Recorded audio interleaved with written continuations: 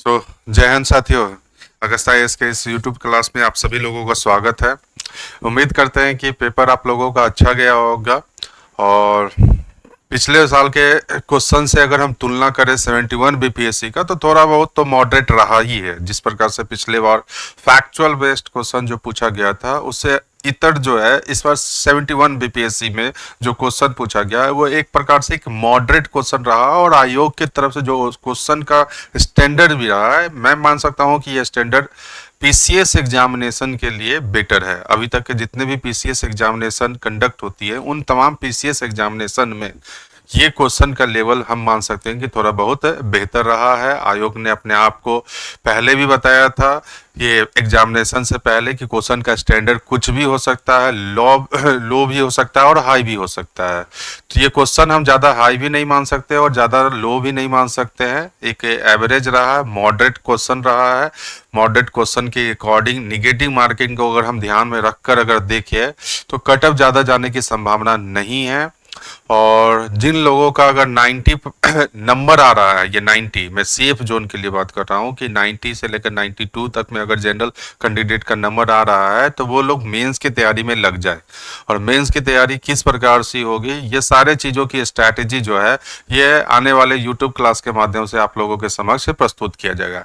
हमने यहाँ यूट्यूब के माध्यम से कुछ क्लास का सीरीज चालू कराया था, उसका ऑन रिकॉर्ड हम कुछ दिन में, 1 या 2 दिन में, उन सारे वीडियो का कट जो है वो एक साथ मैं यहाँ पर समराइज करने जा रहा हूँ, जहाँ से आयोग ने क्वेश्चन पूछा है। यानी आप देखेंगे कि हिस्ट्री या ज्योग्राफी या करंट अफेयर की जो हमने क्लासेस थोड़ा बहुत ही लिया था, उन क्लासेस के माध्यम से जो भी क्वेश्चन बन रहे थे, वो सभी क्वेश्चन जो है वो कल के एग्जामिनेशन में आए हैं। तो उन सारे चीज़ों को एक वीडियो के माध्यम से मैं आप लोगों को समक्ष प्रेजेंट करूंगा और आप लोग देखेंगे कि आप लोगों ने किस प्रकार से इस वीडियो को देखा और प्यार और सराहना किया, जिसका नतीजा था कि बहुत सारे स्टूडेंटों का जो है वो एग्जामिनेशन जो है वो काफ़ी अच्छा गया है। बहुत सारे ऐसे फीडबैक भी आ रहे हैं। मैं कल से इसलिए वीडियो नहीं बना रहा था कि सारे एक बार क्वेश्चन का फीडबैक देख लूँ। मैंने वो सारे वीडियो को भी कलेक्ट कर लिया जो आपके यूट्यूब के सेशन के माध्यम से चला था, ठीक है ना। तो यूट्यूब के सेशन के माध्यम से जो वीडियो चला है, चाहे वो क्विक रिवीजन की क्लासेस हो या बिहार स्पेशल की क्लासेस हो, इन सारे चीज़ों की वीडियो जो है वो कट कर आने वाले 1-2 दिन में हम यहाँ पर आप लोगों के सामने आपको रखेंगे, या आप लोग देखेंगे कि ये क्वेश्चन जो है यहीं से ही पूछा गया है, ठीक है ना। तो सेशन को ज़्यादा लेट ना करते हुए आज के सेशन के माध्यम से जो हम यहाँ पे डिस्कस कराने जा रहे हैं वो है आपका हिस्ट्री के जो क्वेश्चन। यानी कल आयोग ने जो हिस्ट्री के क्वेश्चन, लगभग अगर हिस्ट्री के क्वेश्चन देखे तो नंबर वही है जो हमेशा रहा है, यानी 30 से 40-35 के बीच में जो है वो हिस्ट्री के तीनों सेगमेंट से, जिसमें मेडाइवल का सेगमेंट जो है वो कम रहा है, एंशिएंट और हिस्ट्री और मॉडर्न हिस्ट्री का क्वेश्चन जो है वो ज़्यादा रहा। यानी 30 से 35 के बीच में जो है वो आपका क्वेश्चन इस बार भी पूछा गया है। और उम्मीद करते हैं कि ये 30 से 35 क्वेश्चन काफ़ी लोगों का सही हुआ होगा। तो एक एक करके हम सेशन को यहाँ पर डिस्कस, कुछ क्वेश्चन ऐसे हैं जो काफ़ी कंफ्यूजन वाला क्वेश्चन, मैं उस पर भी डिस्कस करूंगा। अभी तक मैंने बहुत सारे आंसर को देखा है, उन सारे आंसरों पे, बहुत सारे आंसरों में डाउट भी है और आयोग किस प्रकार से वो सही आंसर ले रहा है, उन सारी चीज़ों पर डिस्कस करेंगे, ठीक है ना। तो सेशन को लेट ना करते हुए एक एक करके पहले मॉडर्न इंडिया पे क्वेश्चन पे डिस्कस करते हैं और उसके बाद जो है वो एंशिएंट और मेडाइवल पे भी हम आज डिस्कस करेंगे। जैसे ये क्वेश्चन जो है वो क्वेश्चन आपका पूछ रहा है चंपारण एग्रेरियन कमेटी से लेकर, तो ध्यान रखिएगा, ये हमने आपको क्लास में भी ये डिस्कस कराया था। ये बिहार स्पेशल की जो क्लास हुआ था, उस बिहार स्पेशल की क्लास के दौरान, ठीक है ना, ये बिहार स्पेशल की क्लास के दौरान हमने आपको यहाँ पर डिस्कस कराया था कि चंपारण एग्रेरियन कमेटी जो है वो बेसिकली गांधी जी के दबाव के कारण ब्रिटिश के द्वारा जून 1917 में, आप बिहार स्पेशल के क्लास में आप देख लीजिएगा, मैंने इसमें पूरा डेट आपको बताया था कि जून 1917 में चंपारण एग्रेरियन कमेटी का गठन किया गया था। और इस एग्रेरियन कमेटी में अध्यक्ष जो थे FG सलाई थे, वो भी हमने आपको बताया था कि FG सलाई की अध्यक्षता में, जिसमें गांधी जी भी इसमें सदस्य रहे हैं, उनकी अध्यक्षता में यह चंपारण एग्रेरियन कमेटी का गठन हुआ। और इस एग्रेरियन कमेटी में ने अपना रिपोर्ट कब प्रस्तुत किया गया था? अक्टूबर 1917 में। तो इसमें गांधी जी के अलावा राजा हरिहर सिंह भी इसके सदस्य के रूप में रहा है। तो क्वेश्चन क्या पूछ रहा है, चंपारण एग्रीमेंट कमेटी की नियुक्ति में किनके बीच में समझौता हुआ था? तो ऑब्वियसली ब्रिटिश सरकार और महात्मा गांधी के हैं। इसलिए आंसर जो हो जाएगा वो करेक्ट आंसर जो हो जाएगा वो बी हो जाएगा। इसका आंसर होगा, आप लोग सभी लोग मिला लीजिएगा, ये भारत सरकार यानी ब्रिटिश सरकार और गांधी जी के बीच में जो ये समझौता हुआ था यही चंपारण के एग्रीनियन कमेटी है। और इसी एग्रीनियन कमेटी का फाइनल रूप निकला चंपारण कृषक अधिनियम, जिसके तहत तिनकटिया पद्धति को समाप्त कर दिया गया और 25% जो अवैध राशि वसूला जा रहा था उसकी भी वापसी हो गई। उसके बाद नेक्स्ट अगर देखें तो ये एक फैक्चुअल बिहार स्पेशल का फैक्चुअल क्वेश्चन है। इसमें बहुत सारे लोगों का आंसर भी आता है कि उपरोक्त में से कोई नहीं है, लेकिन सटीक अगर आंसर अगर देखें तो इसका आंसर निकल कर आएगा गोरहा खरी के रघुनाथ सिंह। ठीक है ना। तो इस प्रकार से ये बहुत सारे इस पर क्वेश्चन पे सारे ऐसे क्वेश्चन का कहाँ से बनेगा, तो आप ये मान के चलिए कि ये सब क्वेश्चन हमेशा बिहार में पूछा जाएगा। बट ऐसा अगर देखे जाए तो ये गोरा खड़ी के रघुनाथ सिंह जो है इसका आंसर निकल कर आ जाएंगे। ठीक है ना। नेक्स्ट क्वेश्चन पे आते हैं। ये क्वेश्चन का डिस्कशन भी हमने क्विक रिवीजन की क्लास में हमने आप लोगों के समक्ष जो है वो इसको कराया था, और वो है कि किस कमीशन ने सभी राजनीतिक समूह दलों और इसको भारतीय सदस्यों ने शामिल होने के कारण इस बेचैनी यानी इसका बहिष्कार, हमने आपको बताया होगा, आप देखिएगा साइमन कमीशन का एक क्विक रिवीजन की हमने क्लास करवाया था, उसमें हमने बताया था कि बहुत सारे राजनीतिक दलों ने साइमन कमीशन का सपोर्ट भी किया और बहुत सारे राजनीतिक दलों ने साइमन कमीशन का विरोध किया था। ये तो यानी कि यह सबसे रहा, ऐसे तो सारे में किसी में भी भारतीय सदस्य नहीं थे, लेकिन विरोध अगर व्यापक स्तर पर अगर किसी कमीशन का हुआ था तो वो है साइमन कमीशन का लेकर। ठीक है। और इसमें हमने आपको सारा फैक्चुअल चीज भी बताए थे कि सर जॉन साइमन की अध्यक्षता में ये सर जॉन साइमन की अध्यक्षता में ये साइमन कमीशन का गठन किया गया था, जिसमें टोटल 7 मेंबर थे और सभी ब्रिटिश पार्लियामेंट थे, जिसका विरोध जो है वो भारतीय राजनीतिक दलों के द्वारा हुआ था। और इसी विरोध के कारण साइमन विरोधी आंदोलन की शुरुआत 1928 में हुआ था। ठीक है ना। तो इस चीजों को ध्यान में रखिएगा। तो इसका करेक्ट आंसर जो है वो आपका निकल कर आ रहा है साइमन कमीशन। नेक्स्ट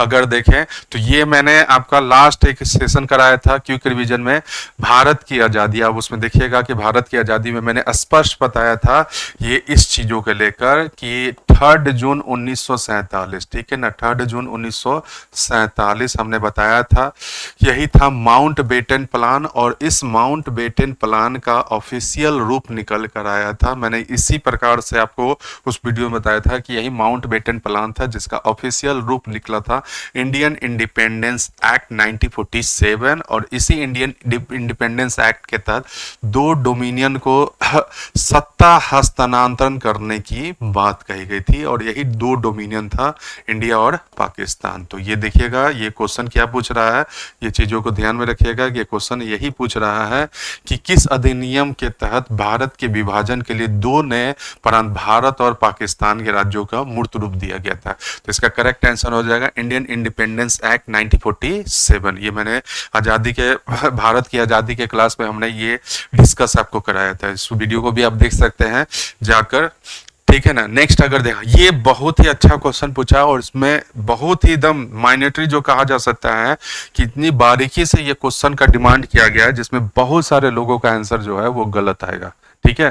तो ये क्वेश्चन पे पहले हम समझने का प्रयास करेंगे। ये बेसिकली क्वेश्चन क्या पूछ रहा है कि AMU कॉलेज के अलीगढ़ प्रधानाचार्य का नाम बताइए जिसने 19वीं सदी के अंतिम दशक में सांप्रदायिकता को बढ़ावा देने का प्रयास कीजिए। अब यहाँ पर सभी लोग कहते हैं, जो लोग देख रहे हैं सभी लोग कह रहे हैं कि AMU के तो प्रोफेसर या प्रधानाचार्य जो थे वो तो अर्चवोल्ड थे।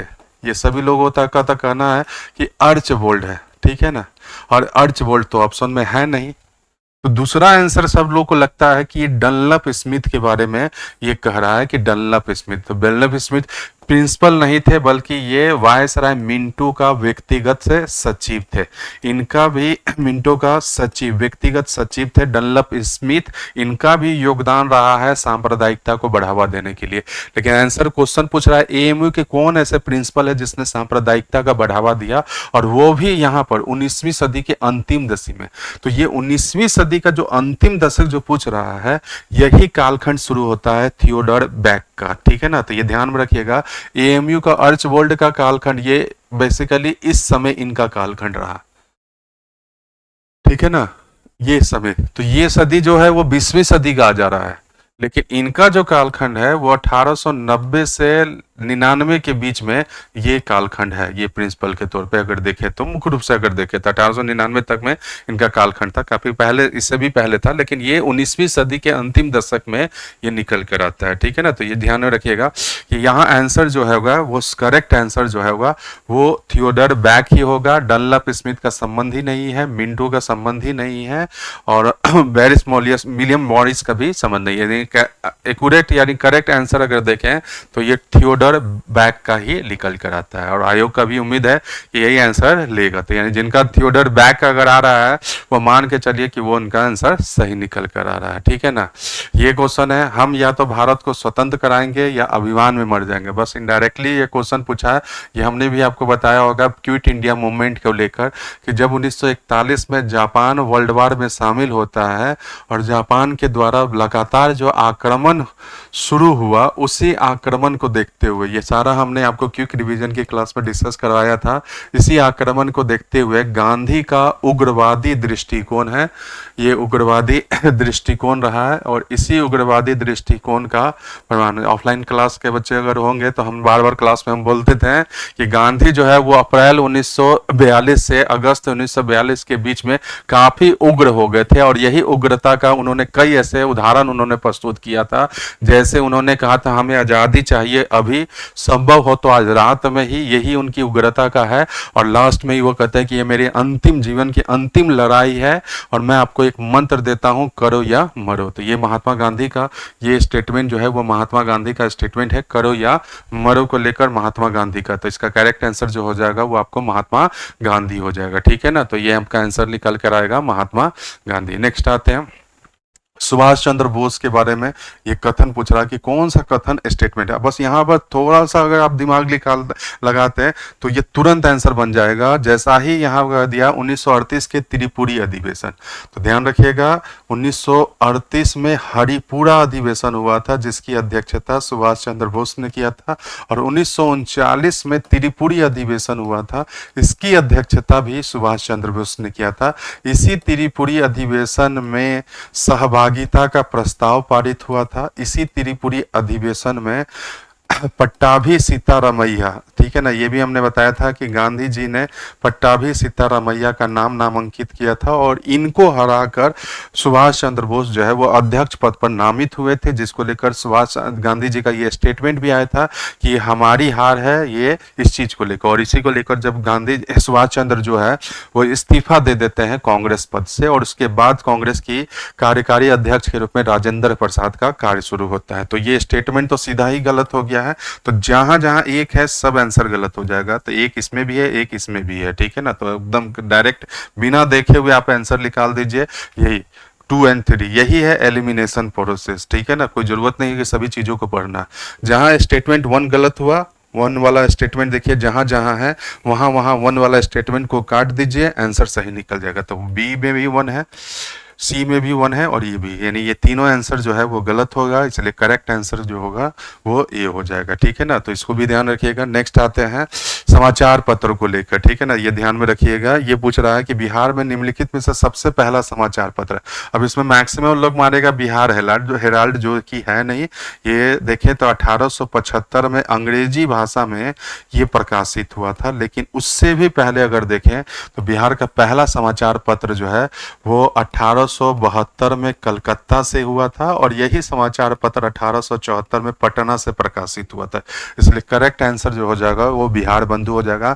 हमने बिहार स्पेशल में एक समाचार पत्र का एक क्लास लिया था, आप उसका भी वीडियो जाकर देख सकते हैं। उसमें मैंने इस पे एग्जैक्टली इस पे डिस्कस कराया था। ठीक है ना, नेक्स्ट आते हैं यंग इंडिया। ठीक है ना, ये बहुत ही इजी क्वेश्चन है। यंग इंडिया नामक समाचार पत्र किसने शुरू किया था? तो ये आंसर निकल के आ जाएगा महात्मा गांधी। ठीक है ना, तो इसका करेक्ट आंसर जो है वो महात्मा गांधी है। कंफ्यूजन यहाँ पर होगा एनी बेसेंट को लेकर, तो एनी बेसेंट का यंग इंडिया नहीं न्यू इंडिया इनका निकल कर आता है, और ये दो एक और है और वो है आपका कॉमनवेल्थ। ठीक है ना, तो न्यू इंडिया और कॉमनवेल्थ का संपादक जो है वो एनी बेसेंट है, और यंग इंडिया के संपादक जो है वो आपका महात्मा गांधी है। इसलिए यंग इंडिया के संदर्भ में जो आंसर निकल कर आएगा वो करेक्ट आंसर होगा आपका महात्मा गांधी। ठीक है। नेक्स्ट आते हैं बांटो और छोड़ो। ये भी मैंने आपको क्लास में डिस्कस कराया था, क्विक रिवीजन की क्लास में, आप वीडियो जाकर देख लीजिएगा। उसमें क्विक रिवीजन की क्लास में हमने बताया होगा कि 1937 में जिस प्रकार से मुस्लिम लीग की करारी हार हुई प्रांतीय चुनाव में, तब जाकर मुस्लिम लीग की राजनीति शुरू हो जाती है टू नेशन थ्योरी, सांप्रदायिकता की। और इसी राजनीति का एक उदाहरण निकला मुक्ति दिवस, इसी राजनीति का एक उदाहरण निकला लाहौर सत्र, और इसी राजनीति का एक उदाहरण निकला कराची सत्र।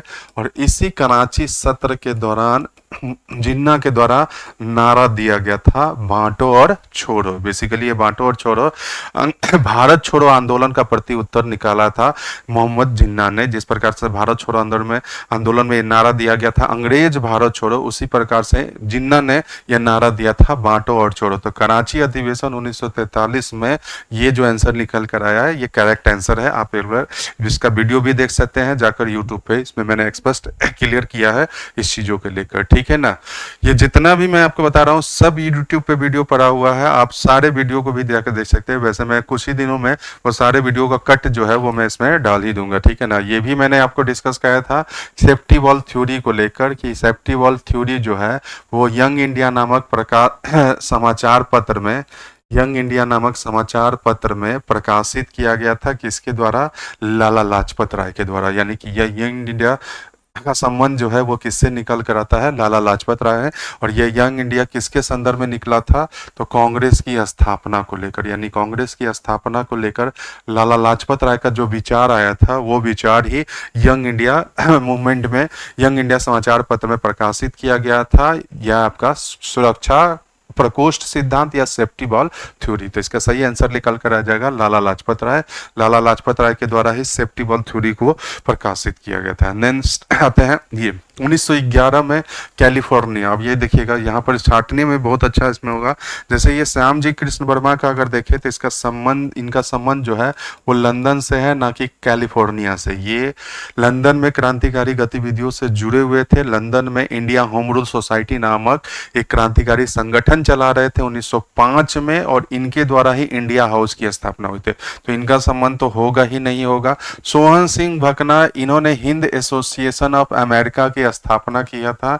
हिंद एसोसिएशन ऑफ अमेरिका ये क्रांतिकारी संगठन था जो अमेरिका में संचालित था, ठीक है ना। तो ये मुख्य रूप से देखें तो इसका अगर आंसर देखें तो ये इनका आंसर भी नहीं निकल कर आएगा।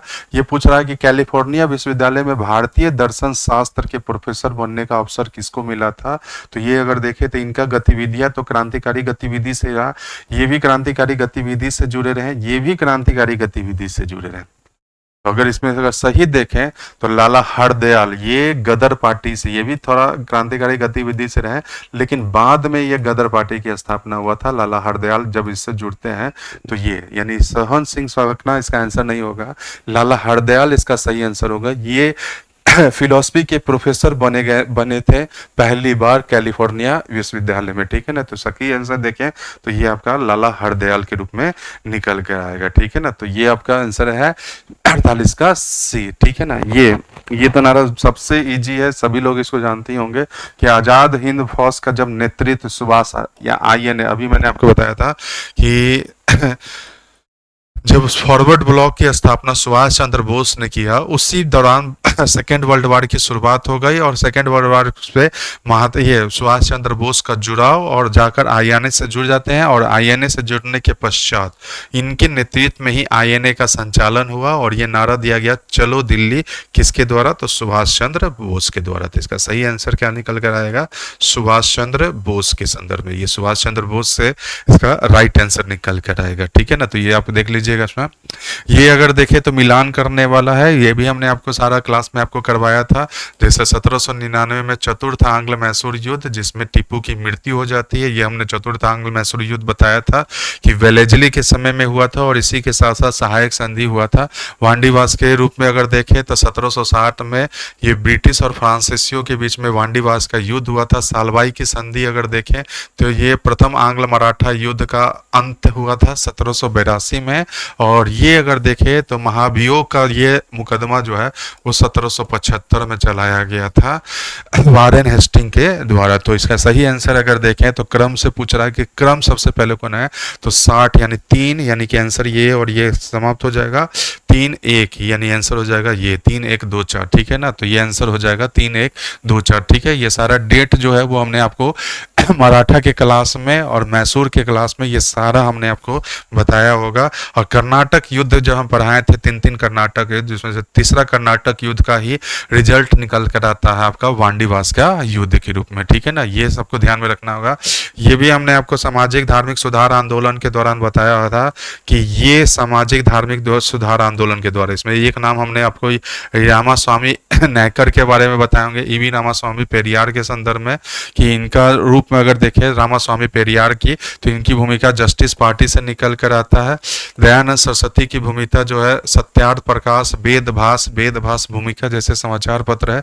ज्योतिबा फुले का संबंध जो है वो आपका सत्य शोधक समाज, साथ ही साथ गुलामगिरी, ये भी हमने आपको बताया था कि गुलामगिरी पत्रिका का प्रकाशन किसके द्वारा किया गया था, तो ये अगर देखें तो ये भी सही है, ये भी सही है, ये भी सही है। क्वेश्चन पूछ रहा है कौन सुमेलित नहीं है, तो इसका अगर सही देखें तो इसका आंसर निकल जाएगा ये अगस्टस हिक्की का क्रोनिकल नहीं था, बल्कि इनका जो समाचार पत्र का नाम था, ये समाचार पत्र का नाम जो था ये आंसर गलत हो जाएगा। इनका समाचार पत्र का नाम था कलकत्ता गजट। तो ध्यान रखिएगा ये कलकत्ता गजट के संपादक थे, ना कि कलकत्ता क्रॉनिकल का, ठीक है। तो ये आंसर जो है वो सही हो जाएगा। कौन सुमेलित नहीं है, तो आंसर नंबर बी जो है वो आपका सही हो जाएगा, ठीक है ना। तो ये आप अपने आंसर को मिला लीजिएगा आंसर नंबर बी के रूप में, ठीक है ना।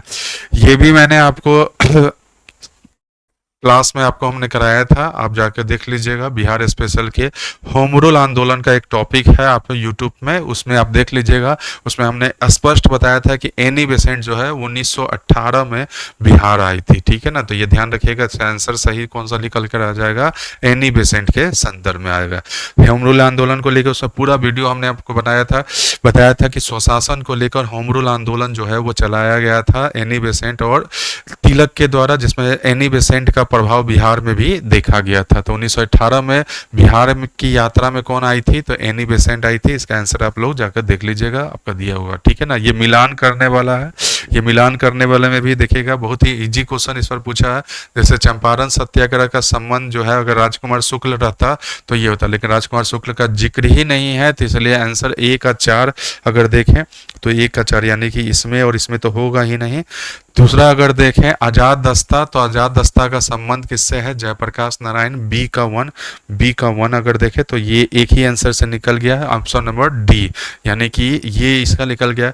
व्यक्तिगत सत्याग्रह अगर देखें तो व्यक्तिगत सत्याग्रह का संबंध अगर आपको नाम भी नहीं आ रहा है तो ऑप्शन से ही निकाल लीजिएगा। बिहार किसान सभा अगर देखें तो ये, और व्यक्तिगत सत्याग्रह सबसे जुड़े तो श्याम नारायण सिंह। पूरे ऑप्शन बनाने की कोई जरूरत नहीं है, पूरे डील करने की कोई जरूरत है, आंसर लिखा और सीधे आगे बढ़िए, ठीक है ना। तो ये आंसर देखिए किस तरह से निकल रहा है, आपका हो जाएगा ऑप्शन से ये आंसर निकलता है, ठीक है। ये एलिमिनेशन प्रोसेस आपको सीखना होगा ये सारे चीजों को लेकर, ठीक है ना।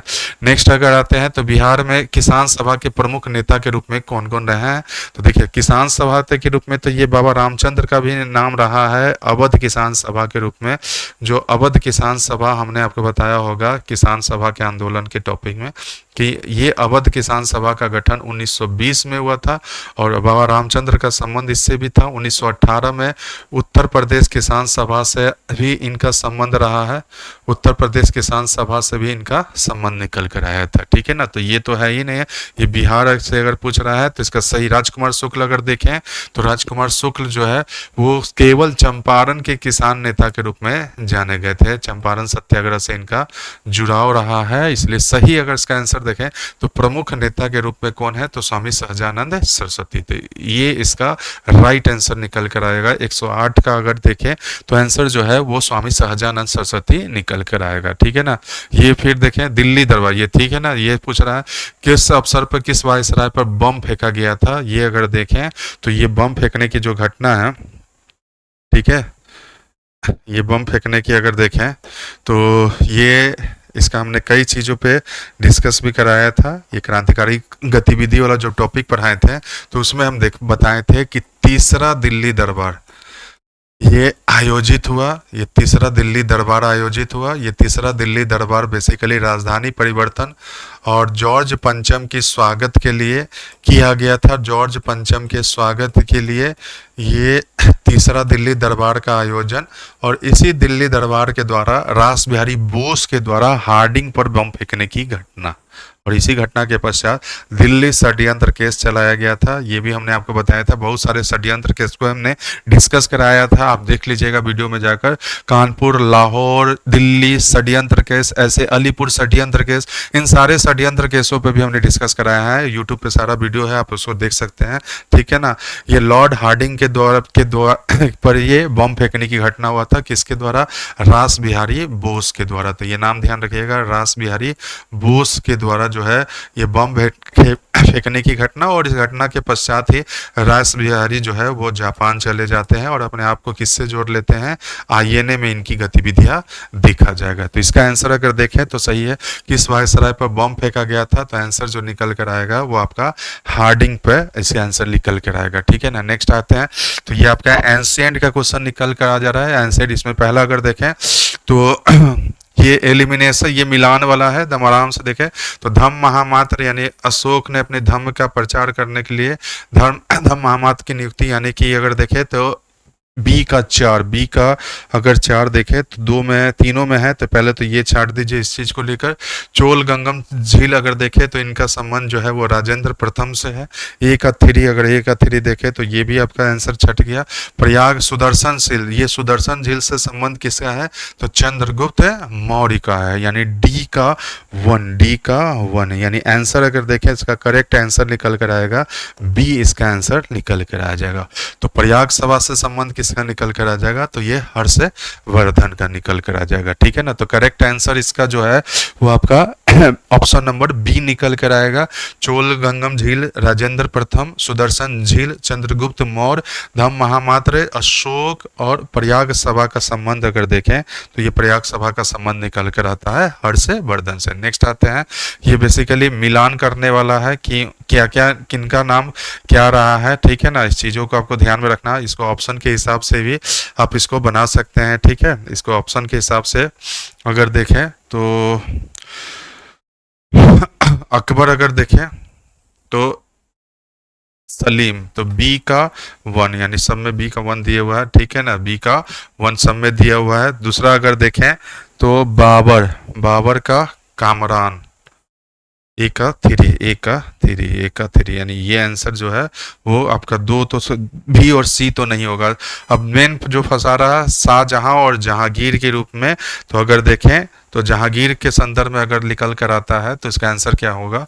ये खुसरो के रूप में और शाहजहां मुराद के रूप में, यानी डी का 2, डी का 2, डी का 2 आंसर हो जाएगा आपका ये, ठीक है ना। तो ये आंसर ए इसका सही आंसर निकल कर आ जाएगा, ठीक है ना। तो ये आपको ए जो है वो 113 का 113 का जो है 119 का जो है वो आपका ये होगा, ठीक है ना। 113 का हमने ये बताया, 113 का ये आंसर हो गया, 119 का आंसर नंबर ए जो है इसका सही आंसर निकल कर जाएगा। नेक्स्ट आते हैं कि सबसे अधिक तक, ये एकदम इजी क्वेश्चन है, यही आपका है बहलोल लोदी जो है, ये लोदी वंश के संस्थापक के रूप में अगर देखें इन्हीं के समय, इसी बहलोल लोदी यानी लोदी वंश के पश्चात ही मुगल वंश, यानी सबसे बड़ा अगर कालखंड देखें तो बहलोल लोदी का कालखंड शुरू होता है। ये बहलोल लोदी के समय का ही पूछ रहा है कि निम्नलिखित शासकों में से सबसे अधिक समय तक किसने शासन किया था, तो आंसर जो हो जाएगा वो बहलोल लोदी हो जाएगा। बहुत इजी क्वेश्चन पूछा गया था। ये पूछ रहा है कौन सा संगति जो है वो बिहार में आयोजित नहीं हुआ है, ये तो दम अगर देखें ये क्वेश्चन जो हमेशा अगर देखते हैं तो वो पूछा ही जाता है बौद्ध संगति से। तो ये चतुर्थ बौद्ध संगति जो है वो कश्मीर में आयोजित हुआ था, कनिष्क के समय में हुआ था, कुंडन वन में हुआ था। तो ये ध्यान में रखिएगा कि ये चतुर्थ बौद्ध संगति का संबंध जो है वो आपका किसके समय में हुआ था? ये कश्मीर से हुआ था। इसका संबंध जो है वो कहाँ से है? तो कश्मीर से है, ठीक है ना। तो ये आंसर जो है वो आपका निकल कर आ जाएगा 120 का अगर देखें ये। नेक्स्ट है अगर देखें कि ये बेसिकली ये पूछ रहा है कि तुलसीदास द्वारा कौन से रचना नहीं है, तो ये अगर देखें तो साहित्य लहरी का जो संबंध है वो सूरदास से है, ये ध्यान रखिएगा ये मुख्य रूप से, ठीक है ना। तो ये सूरदास से ठीक है, तो ये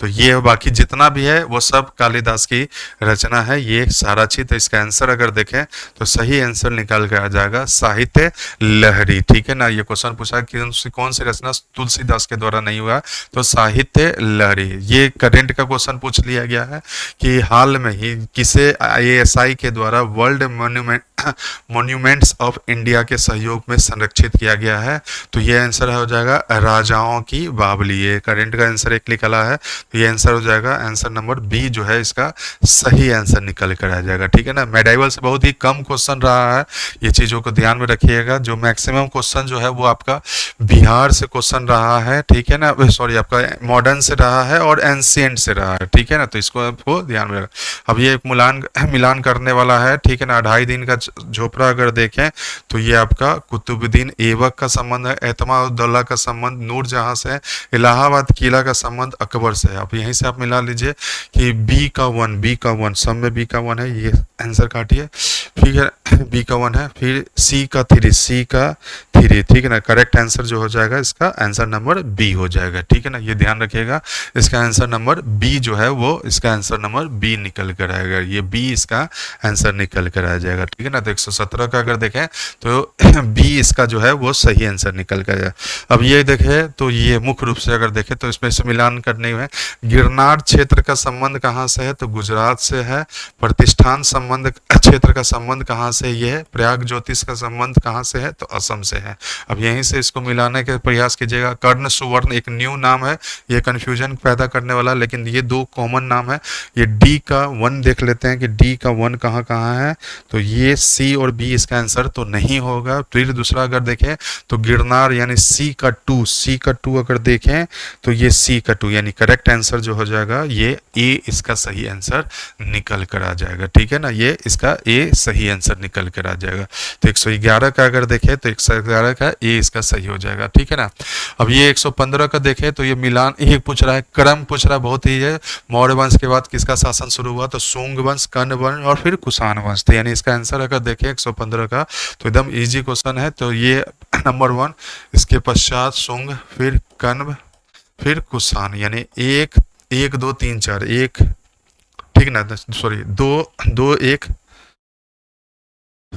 2 1 4 3 2 1 4 3, आंसर क्या हो जाएगा, ये हो जाएगा बी। तो इसका आंसर अगर देखें तो इसका आंसर बी निकल कर आ जाएगा। ठीक है ना, तो ये ध्यान रखिएगा 115 का अगर देखें तो इसका आंसर बी निकल कर आता है। ठीक है, नेक्स्ट आते हैं कौन किसका संबंध जो है वो ये नहीं है, तो गार्गी का संबंध जो है ये नहीं, ये तीनों महिला का संबंध कहाँ से है, तो ऋग्वेद से है। ठीक है ना, आप ये ध्यान रखिएगा, ये उत्तरवादी ख्याल से रहा है, ये याज्ञवल्क्य की पत्नी है, ये यही एक बहुत फेमस संवाद भी रहा है याज्ञवल्क्य गार्गी संवाद को लेकर। तो ये पूछ रहा है कि किसका संबंध ऋग्वेदिक युग से नहीं रहा है, तो याज्ञवल्क्य गार्गी का संबंध जो है वो ऋग्वेदिक काल से नहीं रहा है, इनका संबंध जो है उत्तर वैदिक काल से था। तो ठीक है ना, तो ये आपको ध्यान में रखिएगा। नालंदा विश्वविद्यालय से किनका संबंध जो है वो आचार्य के रूप में नहीं रहा है, तो कौटिल्य का संबंध जो है वो नहीं है। बहुत इजी क्वेश्चन है ये, इनका संबंध कहाँ से है, ये तक्षशिला से है। ठीक है ना, तो तक्षशिला से इनका संबंध है। बाकी इन तीनों का संबंध कहाँ से है, तो नालंदा से। तो इसका अगर सही आंसर देखें तो आंसर नंबर ए जो है इसका सही आंसर निकल कर आ जाएगा। ठीक है ना, तो ये आपका आंसर नंबर 1 जो है वो सही रहा है। ठीक है, तो उम्मीद करते हैं,